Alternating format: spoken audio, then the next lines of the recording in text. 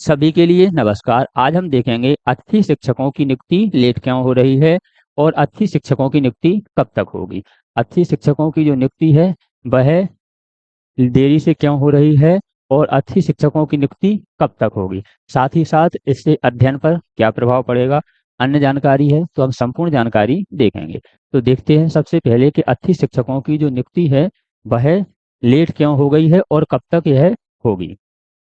अतिथि शिक्षकों की जो नियुक्ति है कब तक होगी, देखते हैं। थोड़ा सा सेट कर लें, टेक्निक प्रॉब्लम आ जाती है। तो यह रही आपकी जानकारी। ट्रांसफर के कारण अतिथि शिक्षकों की नियुक्ति में हो रही देरी। ट्रांसफर के कारण अतिथि शिक्षकों की नियुक्ति है उसमें देरी हो रही है। अब ट्रांसफर से क्या प्रभाव पड़ता है। मान लीजिए कोई विद्यालय है, इसमें एक वैकेंसी आपकी खाली है। यदि पहले अतिथि शिक्षकों की नियुक्ति कर ली, उसके बाद कोई शिक्षक इस विद्यालय में आ जाते हैं, तो जो अतिथि शिक्षकों की नियुक्ति है स्वतः खत्म हो जाएगी। इसीलिए पहले ट्रांसफर की प्रक्रिया पूरी होगी, उसके बाद अतिथि शिक्षकों के लिए रखा जाएगा। जुलाई के अंतिम सप्ताह में नियुक्ति संबंधी आदेश आने की संभावना है। जुलाई के अंतिम सप्ताह में नियुक्ति होने की संभावना है। ऐसी ही जानकारी के लिए आप हमसे जुड़ सकते हैं। आगे जानकारी देखते हैं। जिले के शासकीय स्कूल 16 जून से छात्रों के लिए खोल दिए गए हैं, लेकिन अभी स्कूलों में छात्र संख्या काफी कम है। माना जा रहा है कि जुलाई माह से विदित तारीख से छात्रों की पढ़ाई शुरू हो जाएगी, लेकिन जुलाई माह से छात्र यहां नियमित तौर पर स्कूल आने लगे हैं। वहीं जहां अध्ययन कार्य सुचारू रूप से संचालित पाया जाएगा, बताया गया है कि स्कूल शिक्षा विभाग द्वारा शिक्षकों का स्थानांतरण और अतिशेष की प्रक्रिया को पूरा किया जाना है, जिसमें आपका समय लगेगा। इसके अलावा स्कूलों का आधार कहे जाने वाले अतिथि शिक्षक, जो स्कूलों का आधार है वह कौन है, अतिथि शिक्षक हैं। आगे देखते हैं। कहे जाने वाले अतिथि शिक्षक की जो ज्वाइनिंग है वही नहीं हुई है। आगे देखते हैं। शिक्षकों की नियुक्ति कब तक शुरू हो जाएगी, अभी तक तय नहीं है। बीते वर्ष अगस्त माह तक नियुक्ति प्रक्रिया चली थी। शिक्षकों की जो अतिथि शिक्षक हैं उनकी नियुक्ति कब तक हो जाएगी यह अभी तय नहीं है, क्योंकि किसी भी प्रकार से ऑफिशियल नोटिफिकेशन नहीं आया है। लेकिन पिछले जो सत्र था उसमें अगस्त माह तक यह नियुक्ति चली थी। जुलाई से शुरू हुई थी, 10-12 जुलाई से शुरू हुई थी और अगस्त माह तक यह नियुक्ति चली थी। आगे देखते हैं। जिला शिक्षा अधिकारी कार्यालय से मिली जानकारी के मुताबिक अतिथि शिक्षकों की नियुक्ति का आदेश नियमित शिक्षकों के ट्रांसफर और अतिशेष की प्रक्रिया को पूरा करने के बाद ही आएगा। माना जा रहा है कि जुलाई माह के अंतिम सप्ताह में, कब, जुलाई माह के अंतिम सप्ताह में इस संबंध में आदेश आ सकता है। हालांकि बीते वर्ष सितंबर माह तक अतिथि शिक्षकों की नियुक्ति प्रक्रिया पूरी की गई थी। अब जो अतिथि शिक्षक हैं वह क्या करते हैं, अध्ययन पर असर पड़ेगा किस प्रकार। बताया गया है कि जिले के अधिकतर सरकारी स्कूल अतिथि शिक्षकों के भरोसे ही संचालित हो रहे हैं। ये जितने भी स्कूल हैं आप देखते हैं सभी में अतिथि शिक्षक हैं।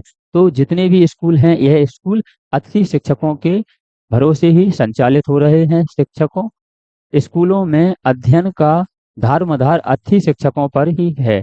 बताया गया है कि नियमित शिक्षकों को स्थानांतरण और अतिशेष की प्रक्रिया में ही उलझे हुए हैं। ऐसे में अतिथि शिक्षकों की नियुक्ति में की जा रही देरी से अध्ययन पर असर पड़ेगा। अभी जो शिक्षक हैं वह ट्रांसफर की प्रक्रिया में ही विधे हैं और जो अतिथि शिक्षकों की ज्वाइनिंग नहीं हुई है, इससे जो स्टूडेंट हैं, छात्र हैं, उनकी पढ़ाई पर बहुत असर पड़ेगा। आगे देखते हैं। अतिथि शिक्षकों की नियुक्ति अटकी, अध्ययन होगा प्रभावित। तो इसमें भी यह जानकारी दी गई है कि जब तक आपका स्थानांतरण सूची जारी नहीं की जाती है पूर्ण रूप से, तब तक अतिथि शिक्षकों को नहीं रखा जाएगा।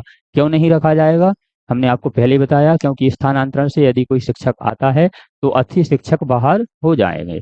इसीलिए अभी अतिथि शिक्षकों की नियुक्ति नहीं की जा रही है।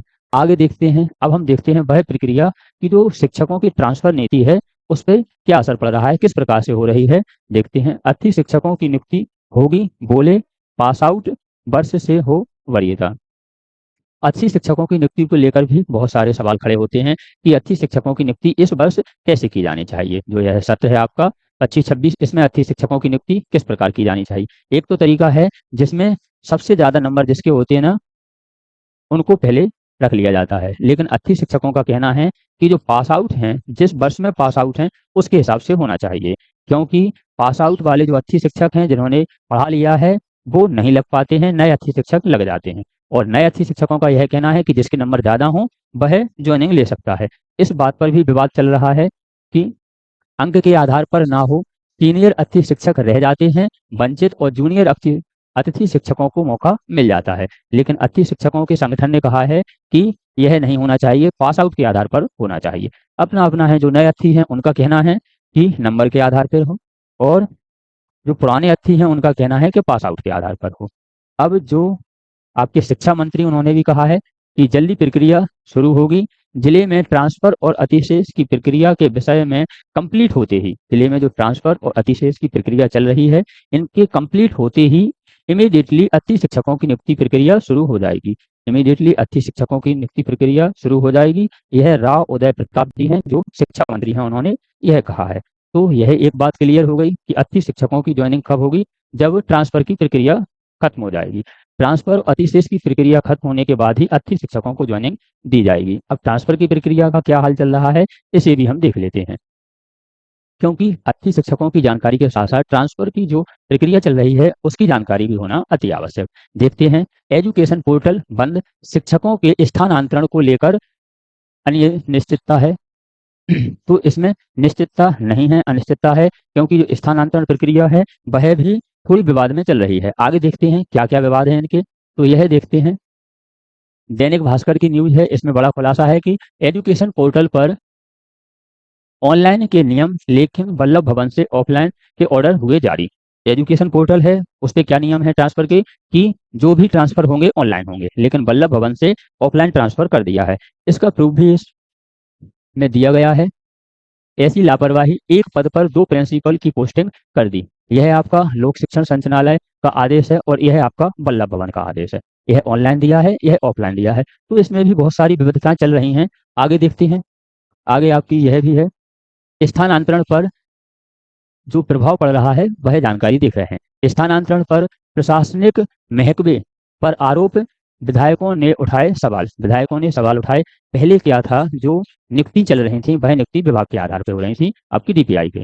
फिर उसमें कहा कि जो भी शिक्षा मंत्री हैं उनके आधार पर की जाएंगी। फिर नियम बदल के आए कि जिनके पास कार्यभार है वह जो मंत्री हैं वह करेंगे ट्रांसफर। उसके बाद फिर नियम बदल के आए कि जो जिला कलेक्टर है उनके आधार पर आपके ट्रांसफर होंगे, क्योंकि जिले में हो रहे हैं।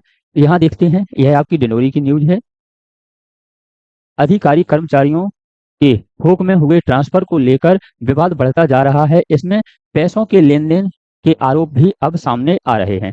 जानकारी के अनुसार शाहपुर के भाजपा विधायक ओम प्रकाश धुर्वे ने इस मामले में अधिकारियों को जिम्मेदार ठहराया है। तो जो ट्रांसफर प्रक्रिया चल रही है इसमें भी अब पैसे का लेन देन सामने आया है। सबको अपनी अपनी पड़ रही है। जिसके पास अधिकार है, सत्ता है, वह सोच रहे हैं जितना हो सके कमा लें।